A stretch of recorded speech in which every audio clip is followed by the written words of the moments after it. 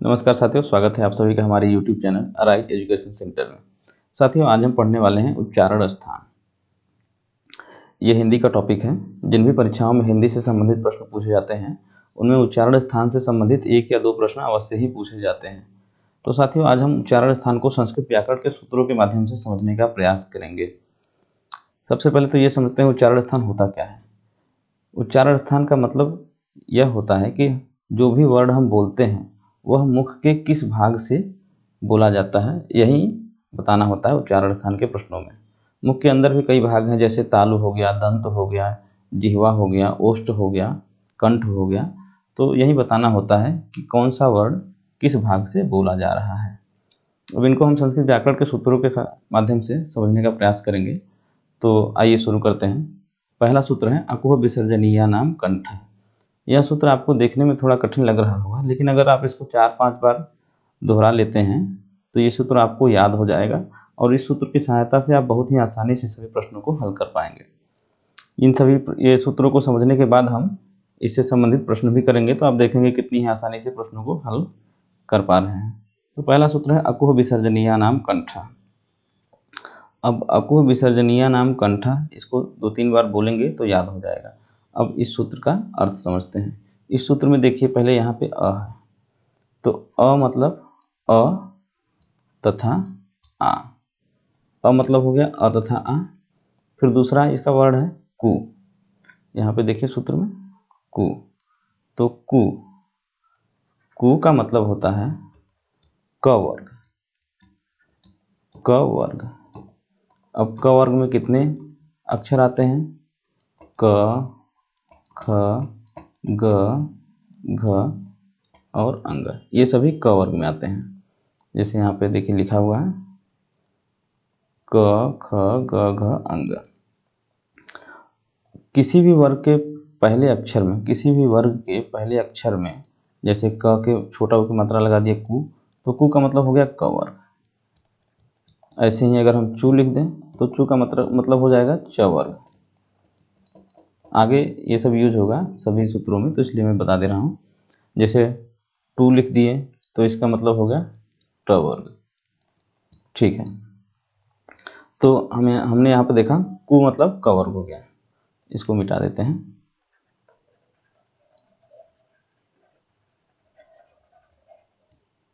ठीक है, अब अ का मतलब हो गया अ तथा आ।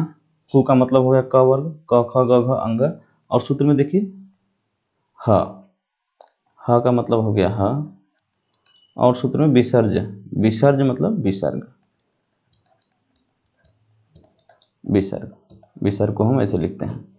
तो इसका मतलब ये है अकुह विसर्जनीय नाम कंठ। अ, क वर्ग, ह और विसर्ग का उच्चारण स्थान कंठ होता है। देखिए अ, आ, क वर्ग, ह तथा विसर्ग का उच्चारण स्थान कंठ होता है। इस सूत्र से हमें पता चल गया कि कंठ से कितने वर्णों का उच्चारण होता है, और इसके अलावा हमें और कुछ पढ़ने की आवश्यकता नहीं है। तो अकुह विसर्जनीय नाम कंठ यानी अ तथा आ, क वर्ग मतलब क, ख, ग, घ, अंग, ह और विसर्ग, ये सभी कहाँ से बोले जाते हैं? कंठ से बोले जाते हैं। ठीक है, अब अगला सूत्र देखते हैं। इचु यसा नाम तालु। इचु यसा नाम तालु, जैसा कि यहाँ पे देख पा रहे हैं आप सूत्र में इचु यसा नाम तालु। अब यहाँ पे भी ई का मतलब हो गया ई तथा बड़ी मतलब ह्रस्व ई या दीर्घ। ठीक है, चू आ गया। चू का मतलब आप समझ चुके हैं। चू का मतलब होता है च वर्ग, और च वर्ग में कौन सा आता है? च, छ, ज, झ, इय। च वर्ग में च, छ, ज, झ, इय पूरा आता है।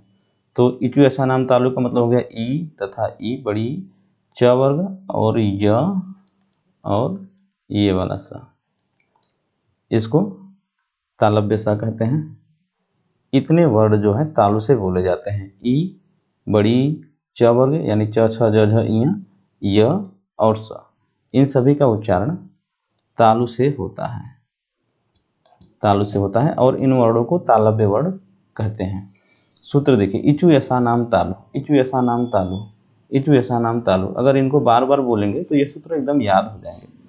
ई का मतलब हो गया ई तथा ई बड़ी, चू का मतलब हो गया च वर्ग, च का मतलब हो गया य, स का मतलब स। ई तथा ई, च वर्ग, य और बड़ा सा, ये तालव्य सा, इन सभी का उच्चारण स्थान ताल होता है और इन वर्णों को हम तालव्य वर्ण कहते हैं। आगे बढ़ते हैं अगले सूत्र की ओर। ऋतु रसाणाम मूर्धा, ऋतु रसाणाम मूर्धा, देखिए यहाँ पे री है, ये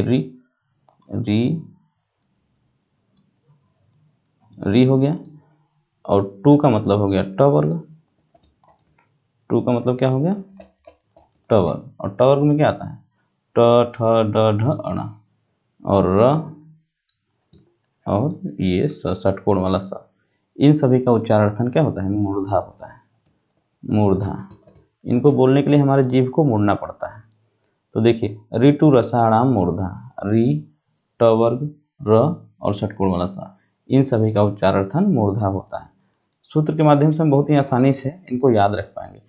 ऋतु रसाणाम मूर्धा, ऋतु रसाणाम मूर्धा मतलब री, ट वर्ग, र और स, इन सभी का उच्चारण स्थान क्या होता है मूर्धा, और इनको मूर्धन्य वर्ण बोला जाता है। अगला सूत्र है ऋतुलसानाम दंत, यहाँ पे देखिए ऋतुलसानाम दंत। अब यहाँ पे जो वर्ण है री, ये संस्कृत में स्वर होता है, संस्कृत में स्वर होता है, लेकिन हिंदी में इसको स्वर नहीं माना जाता है, हिंदी में ऐसा कोई वर्ण नहीं है। तो री हो गया और तू, तू का मतलब हो गया त वर्ग, तू का मतलब हो गया त वर्ग, त वर्ग में क्या क्या आता है त थ द ध न और हो गया ल, ये वाला स, इन सभी का उच्चारण था दंत होता है। किनका किनका री का, तू, त वर्ग का, ल का और स का उच्चारण स्थान क्या होता है दंत होता है, और इनको क्या बोलते हैं दंत्य वर्ण कहे जाते हैं, दंत्य वर्ण कहे जाते हैं। देखिए सूत्र से देखिए री, तू, ल, सा, नाम। री हो गया, तू मतलब त वर्ग हो गया, ल हो गया और ये सा, इन सभी का उच्चारण स्थान क्या होता है दंत होता है। अब अगले सूत्र की ओर चलते हैं। उपपध्वनिया नाम ओष्ठ, उपपध्वनिया नाम ओष्ठ, यहाँ पे देखिए उ या बड़ा उ दोनों, और पू मतलब हो गया प वर्ग, और उसके बाद क्या है पध्वनिया नाम, उपधमानीय, उपधमानीय, उपधमानीय वर्ड होते हैं संस्कृत में, हिंदी में नहीं होते हैं। तो ये उ तथा पू यानी प वर्ग और उपधमानीय वर्ड, इन सभी का उच्चारण स्थान क्या होता है ओष्ठ होता है, ओष्ठ होता है। यहाँ पे देखिए हमने बताया था कि किसी भी वर्ड के पहले अक्षर में, किसी भी वर्ग के पहले अक्षर के आगे पहले अक्षर में छोटा उ की मात्रा लगाने से वो पूरे वर्ग को दर्शाता है, जैसे कि टू था, कू था, लेकिन यहाँ पे पू में आप देख रहे हैं बड़ा उ की मात्रा है, उपपध्वनिया नाम ओष्ठ। यहाँ पे पू में बड़ा उ की मात्रा कैसे आ गई, देखिए पू में तो छोटा उ ही होता, लेकिन यहाँ पे उ में भी छोटा उ की मात्रा है, तो दोनों में उ और उ मिल करके बड़ा उ हो जाता है दीर्घ स्वर संधि के सूत्र से। तो संधि में हम पढ़ेंगे कैसे ये बड़ा उ हो गया, तो इसलिए यहाँ पे बड़ा उ की मात्रा आ गई। उपपध्वनिया नाम ओष्ठ में उ तथा बड़ा उ, प वर्ग और उपधमानीय वर्ण का उच्चारण स्थान ओष्ठ होता है। प वर्ग में क्या क्या आता है प, फ, ब, भ, म, यानी उ तथा बड़ा उ, प वर्ग ये और उपधमानीय वर्ण, इन सभी का उच्चारण स्थान क्या होता है ओष्ठ होता है, और इनको हम ओष्ठ्य वर्ण भी कहते हैं, ओष्ठ्य वर्ण कहते हैं। अब अगला सूत्र है इयमंगणना नाम नासिका च, इयमंगणना नाम नासिका च, यहाँ पे देखिए इयमंगणना नाम नासिका च, ध्यान से देखिए तो ये पता चलता है ये च वर्ग का अंतिम अक्षर है, ये प वर्ग का अंतिम अक्षर है, ये क वर्ग का अंतिम अक्षर है, ये ट वर्ग का अंतिम अक्षर है और ये त वर्ग का अंतिम अक्षर है, यानी सभी वर्गों के अंतिम अक्षर या पंचमाक्षर, पांचवें अक्षर या पंचमाक्षर का उच्चारण स्थान नासिका होता है। सभी वर्गों के अंतिम अक्षर का उच्चारण स्थान नासिका होता है, जैसे इयम अंगड़ना, इय म अंग अड़ना, इयम अंगड़ना नाम नासिका च। यहाँ पे देखिए च भी लिखा है, ये च क्यों लिखा है, ये इसको समझने वाली बात है। संस्कृत में च का मतलब होता है और, तो यहाँ पे और क्यों लिखा गया है आप पहले पढ़ चुके हैं। अकुह विसर्जनीय नाम कंठ में क वर्ग के पूरे पूरे क वर्ग का उच्चारण स्थान कंठ होता है। तो क वर्ग में क, ख, ग, घ और अंग भी शामिल है, यानी अंग का उच्चारण स्थान कंठ भी होता है। और उसी प्रकार से इचु ऐसा नाम तालु के माध्यम से च वर्ग, चु यानी च वर्ग का उच्चारण स्थान कहाँ होता है, तालु होता है। तो च वर्ग में इया भी आएगा, च वर्ग में आपका इया भी आएगा, इया आएगा, तो इया का उच्चारण स्थान क्या हो गया, तालु हो गया।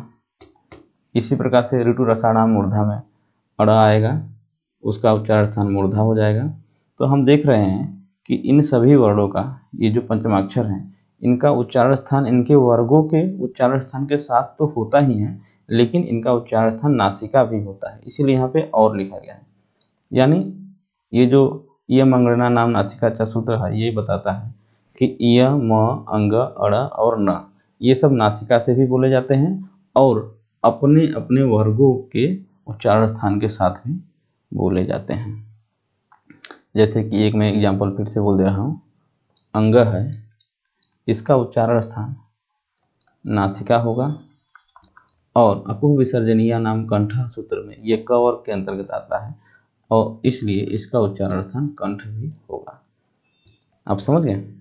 य मंगणना नाम नासिका च, इसका मतलब यही है कि य, म, अंग, अड़ और न, ये नासिका से बोले जाते हैं और अपने अपने वर्गों के उच्चारण स्थान के साथ भी बोले जाते हैं। अगले सूत्र की ओर चलते हैं। एदयतोह कंठ तालु।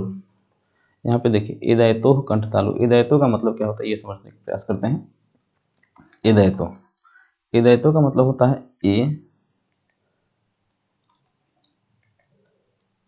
एदयतो का मतलब होता है ए तथा अय। एदयतो का मतलब होता है ए तथा अय।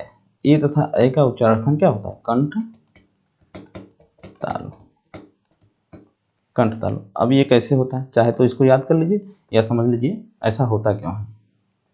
तो ऐसा होता क्यों है ये समझने के लिए देखिए, ए किससे मिलकर बनता है, ए बनता है अ या आ के बाद छोटी ई या बड़ी ई मिला देंगे तो हमारा बन जाएगा ए। ऐसा किस सूत्र के माध्यम से होता है, गुण संधि के सूत्र के माध्यम से होता है। तो जब हम संधि पढ़ेंगे तो उसमें समझेंगे कि ये कैसे होता है, लेकिन यहाँ पे इतना समझिए कि ए अ या आ के बाद ई या ई या छोटी ई या बड़ी ई को अगर जोड़ेंगे तो वहाँ पे हमारा ए प्राप्त होता है। तो अब देखिए अ या आ का उच्चारण स्थान क्या है, अकुह विसर्जनीय नाम कंठ सूत्र से इसका उच्चारण स्थान अ या आ का उच्चारण स्थान कंठ होता है और ई या ई, ह्रस्व ई या दीर्घ ई का उच्चारण स्थान इचु ऐसा नाम तालु सूत्र से तालु होता है। तो ए चूंकि इन्हीं दोनों से मिलकर बना है तो ए का उच्चारण स्थान क्या हो जाएगा, कंठ तालु हो जाएगा। तो आप समझ गए ए का उच्चारण स्थान क्या हो गया, कंठ तालु हो गया। अब यहाँ पे देखिए अय कैसे बना, अय, अय बना है अ या आ के बाद ए जोड़ने से, ए या अय आएगा तो उसके स्थान पे अय हो जाता है। क्योंकि ये है, ये सूत्र है वृद्धि संधि का, वृद्धि संधि के माध्यम से ऐसा होता है। तो यहाँ पे भी देखिए अ या आ का उच्चारण स्थान क्या है, कंठ। अकुह विसर्जनीय नाम कंठ सूत्र से ए या अय का उच्चारण स्थान क्या है, ए या अय का उच्चारण स्थान कंठ तालु है। यहाँ पे ए या अय का उच्चारण स्थान कंठ तालु है, तो कंठ और कंठ तालु मिल करके क्या बनेगा, कंठ तालु बनेगा। इसलिए एदयतोह कंठ तालु सूत्र से ए तथा अय का उच्चारण स्थान कंठ तालु होता है, ए तथा अय का उच्चारण स्थान कंठ तालु होता है। अब उसी प्रकार हम देखते हैं यहाँ पे उदवतोह कंठोष्ठ, उदवतोह कंठोष्ठ। अब उदवतो का मतलब क्या है, ओ और औ, यानी ओ और औ का उच्चारण स्थान क्या है, कंठोष्ठ है, कंठ और ओष्ठ दोनों से मिला के बोला जाता है ओ और अ। ऐसा कैसे हो गया, देखिए यहाँ पे समझते हैं। ओ कैसे बनता है, ओ बनता है अ और ऊ से, यानी अ या आ कह दीजिए, ऊ या बड़ा ऊ कहिए, तो ये बन गया ओ। अब ये संस्कृत के संधि के सूत्र हैं, संधि जब हम पढ़ेंगे तो वहाँ पे इनको समझ लेंगे। अभी सिर्फ ये समझिए कि ओ बनता कैसे है। तो अ हो गया उच्चार स्थान अकुह विसर्जनीय नाम कंठा सूत्र से अ का उच्चार स्थान हो गया कंठ, और उपपद्मनीय नाम ओष्ठा सूत्र से उ का उच्चार स्थान हो गया ओष्ठ। तो यहाँ पे हो गया कंठ और इसका हो गया ओष्ठ, तो इसीलिए ओ का उच्चार स्थान हो जाएगा कंठ ओष्ठ। समझ रहे हैं, ओदवतो कंठोष्ठम, ओ और औ का उच्चारण स्थान क्या होता है, कंठोष्ठ होता है। ठीक है, अब यहाँ पे आप समझ गए कैसे कंठोष्ठ होता है।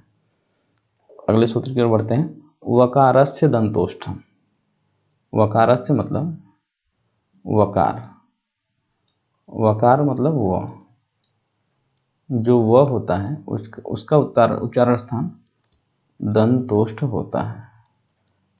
अकेले व ऐसा है जिसका उच्चारण स्थान दंतोष्ठ होता है, तो इसको याद कर लेंगे। वकारस्य दंतोष्ठम सूत्र से व का उच्चारण स्थान दंतोष्ठ होता है। अब नासिका अनुस्वारस्य, यहाँ पे अगला सूत्र है नासिका अनुस्वारस्य।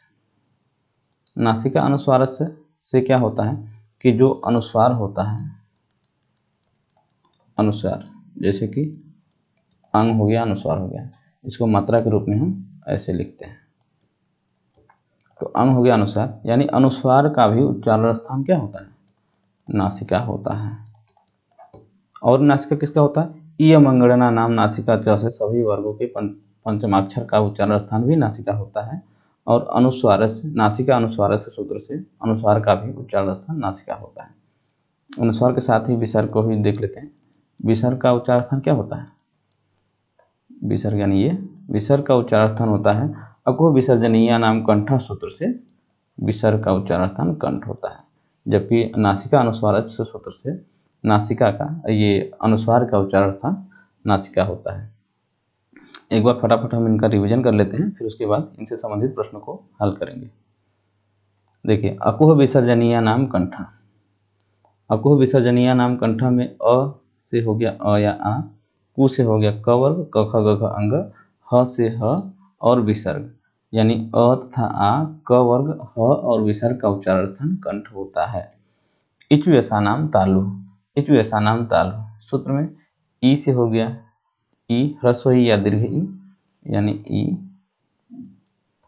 ई तथा बड़ी ई, चू से हो गया च वर्ग, य और स, इन सभी का उच्चारण स्थान तालु होता है। इचु ऐसा नाम तालु सूत्र से। ऋतु रसाणाम मूर्धा, री, ट वर्ग, र और स, इनका उच्चारण स्थान मूर्धा होता है। री हो गया, ट वर्ग हो गया, ट ठ ड ढ अड़, ये ट वर्ग, ट ठ ड ढ अड़, और र और स का उच्चारण स्थान मूर्धा होता है, इनको मूर्धन्य वर्ण बोलते हैं। अगला सूत्र देखते हैं। ऋतुलसानाम दंता, ऋतुलसानाम दंता में री हो गया, त वर्ग हो गया और ल हो गया, स हो गया, इन सभी का उच्चारण स्थान दंत होता है। उपपद्मनीय नाम ओष्ठ, उ छोटा उ तथा बड़ा उ, पु मतलब पवर्ग, पवर्ग और उपपद्मानीय वर्णों का उच्चारण स्थान ओष्ठ होता है। अगला है इय मंगणना नाम नासिका च, इय म अंग अड़ न, इन सभी का उच्चारण स्थान नासिका होता है। और यहाँ पे च भी लगा है, नासिका च, इसलिए च पे विशेष ध्यान देंगे। और ये अपने अपने वर्गों के उच्चारण स्थान के साथ भी बोले जाते हैं, जैसे इय हो गया, च का अंतिम अक्षर है च वर्ग का, तो इचु ऐसा नाम तालु सूत्र से इय का उच्चारण स्थान तालु भी होगा और नासिका भी होगा। इसी प्रकार म हो गया, अंग हो गया, अड़ हो गया, न हो गया, इन सभी का उच्चारण स्थान नासिका तो होगा ही, और अपने अपने वर्गों के उच्चारण स्थान के साथ भी ये लोग बोले जाते हैं। अगला सूत्र है एदयतोह कंठ तालु, एदयतोह का मतलब होता है ए तथा अय, ए तथा अय का उच्चारण स्थान कंठ तालु होता है। अब एक, चूंकि ए का अगर हम ए कैसे बना ये देखा जाए संधि के माध्यम से, तो यहाँ पे पता चलता है कि ए जो है वो अ या आ में ई तथा बड़ी ई जोड़ने पे, ई या बड़ी ई जोड़ने पे ए बनता है, तो अ या आ का उच्चारण स्थान अकुह विसर्जनीय नाम कंठा सूत्र से कंठ होता है। ई तथा ई छोटी ई था बड़ी ई का उच्चारण इचु ऐसा नाम तालु सूत्र से तालु होता है, इसीलिए ए चूंकि इन्हीं दोनों से मिलकर बना है इसलिए ए का उच्चारण कंठ तालु होता है। अगला देखिए उदवतोह कंठोष्ठम। उदवतोह मतलब ओ और ओ और औ। ओ और औ का उच्चारण स्थान कंठोष्ठ होता है। ओ और औ का उच्चारण स्थान कंठोष्ठ होता है। यहाँ पे हमने समझा ओ कैसे बना, अ या आ में उ या बड़ा उ जोड़ने पे ओ बनता है, तो अ या आ का उच्चारण स्थान अको विसर्जनीय नाम कंठ सूत्र से कंठ होता है। उ या बड़ा उ का उच्चारण स्थान उपपद्मनीय नाम ओष्ठा सूत्र से ओष्ठ होता है, इसलिए ओ का उच्चारण स्थान कंठ ओष्ठ होगा। ओ या औ का उच्चारण स्थान कंठ ओष्ठ होगा। अगला सूत्र है वकारस्य दंतोष्ठम, यानी वकार व का उच्चारण स्थान दंतोष्ठम होता है। नासिका अनुस्वारस्य, अगला सूत्र है नासिका अनुस्वारस्य। तो नासिका अनुस्वारस्य में अनुस्वार का जो उच्चारण स्थान होता है वो नासिका से होता है। अनुस्वार मतलब अंग हो गया, ये उसकी मात्रा होती है, इसका उच्चारण स्थान भी नासिका होता है। और इयम अंगणना नाम नासिका सूत्र से इयम अंग अड़ और न का उच्चारण स्थान भी नासिका होता है। अब हम इनसे संबंधित कुछ प्रश्नों को हल करते हैं और देखते हैं कि कितनी आसानी से इन सभी प्रश्नों को हल कर पा रहे हैं। देखिए पहला प्रश्न है ई बड़ी ई च छ ज झ इ आदि का उच्चारण स्थान किससे होता है? तो देखिए कंठ, कंठ का सूत्र होता है अकुह विसर्जनीय नाम कंठ, उसमें अ और क वर्ग और विसर्ग आता है, ह आता है, तो इसमें तो है नहीं। मूर्धन्य में ऋतु रसाणाम मूर्धा, री होगा, ट वर्ग होगा, र होगा और ये वाला स होगा, तो ये भी नहीं है। तालब में इचु ऐसा नाम तालु, तालव्य का क्या होगा? इचु यसा नाम तालु। ई यानी ई तथा बड़ी, चु यानी च वर्ग मतलब च छ ज झ इया, और य और स। य और स प्रश्न में नहीं लिखा है लेकिन इतना लिखा है, तो इतने का उच्चारण स्थान क्या होगा? ये क्या होता है? तालु होता है। इचु ऐसा नाम तालु सूत्र से इनका उच्चारण स्थान तालु होता है। और ओष्ठ का क्या होता है? उपपद्मनीय नाम ओष्ठ, तो वो भी इसमें नहीं है, इसलिए ये तालव्य हो गया। इचु ऐसा नाम तालु सूत्र से तालव्य हो गया। अब देखिए निम्न में से कौन ओष्ठ वर्ण है? निम्न में से ओष्ठ वर्ण कौन सा है? अब ओष्ठ वर्ण का सूत्र क्या है? उपपद्मनीय नाम ओष्ठ, उ पद्मनीय नाम, उपपद्मनीय नाम ओष्ठ, यानी उ छोटा उ या बड़ा उ, पु मतलब प वर्ग और उपपद्मनीय वर्ण का उच्चारण स्थान ओष्ठ होता है। देखिए अको विसर्जनीय नाम कंठ सूत्र से तो कंठ हो जाएगा, इसका भी कंठ हो जाएगा। इचु ऐसा नाम तालु से इसका तालु हो जाएगा। यहाँ पे उ आ गया, उ क्या होगा? उपपद्मनीय नाम ओष्ठ सूत्र से उ का उच्चारण स्थान क्या होगा? ओष्ठ होगा। ठीक है। अब अगला प्रश्न है य का उच्चारण स्थान क्या है? य का उच्चारण स्थान क्या है? अब देखिए किस सूत्र में यह आता है, तो इचु यसा नाम तालु, इचु यसा नाम तालु में यह आता है, इसलिए यह का उच्चारण स्थान क्या हो जाएगा? तालु हो जाएगा। ठीक। ओष्ठ का क्या होता है? उपपद्मनीय नाम ओष्ठ। दंत का क्या होता है? ऋतु रसा नाम दंत। मूर्धा क्या होता है? ऋतु रसा नाम मूर्धा। इन सभी में यह नहीं आ रहा है। ये इचु यसा नाम तालु में तालु आता है, यह आता है, इसलिए यह का उच्चारण स्थान क्या हो गया? तालु हो गया। अगला सवाल देखते हैं प फ ब भ म। प फ ब भ म व्यंजन होते हैं, क्या दंत होते हैं? दंत का क्या सूत्र है? ऋतु लसा नाम दंत, उसमें ऋतु लसा नाम दंत में प वर्ग आ रहा है? नहीं आ रहा है, तो दंत नहीं होगा। ओष्ठ का सूत्र होता है उपपद्मनीय नाम ओष्ठ, उ तथा उ और प वर्ग, प वर्ग तो आ गया, इसका मतलब प वर्ग कहाँ है? ओष्ठ से बोला जाता है। उपपद्मनीय नाम ओष्ठ सूत्र से प वर्ग ओष्ठ हो गया। तालव्य कौन सा होता है? इचु ऐसा नाम तालु, ई बड़ी ई च वर्ग य और स तालव्य होते हैं। कंठ क्या होता है? अकुह विसर्जनीय नाम कंठ सूत्र से अ और क वर्ग ह विसर्ग कंठ होता है, तो इसका उत्तर ओष्ठ हो जाएगा। अब आते हैं दंतोष्ठ ध्वनि कौन सी होती है, तो इसका सूत्र से ही पता चल रहा है। वकारस्य दंतोष्ठम, वकारस्य दंतोष्ठम,